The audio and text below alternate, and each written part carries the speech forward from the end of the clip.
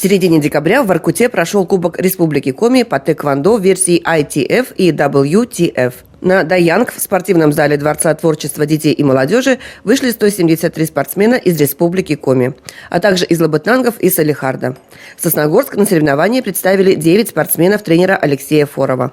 Среди них Татьяна Косицына. Она занимается всего 1,5 года, но уже достигла хороших результатов. Юная спортсменка уверена, что победа – это не только желание, это в первую очередь тренировки. По ее словам, она с детства мечтала заняться чем-то подобным. С детства я всегда хотела на что-нибудь такое пойти, чтобы самооборону знать. И в школе нас позвали все в актовый зал и рассказали, сказали, во сколько пройдут, где пройдут. Я решила пойти, мне понравилось.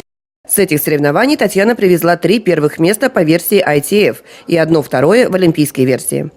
Тренер старается вывозить своих воспитанников на соревнования как можно чаще, ведь именно там закаляется спортивный характер. Поэтому и нагрузку дает соответствующую.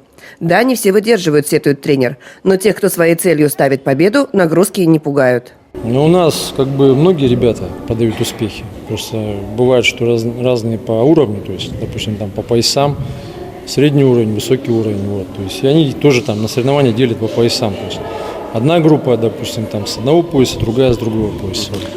Всего копилка сосногорских тэквондистов пополнилась 8 золотыми медалями в различных номинациях.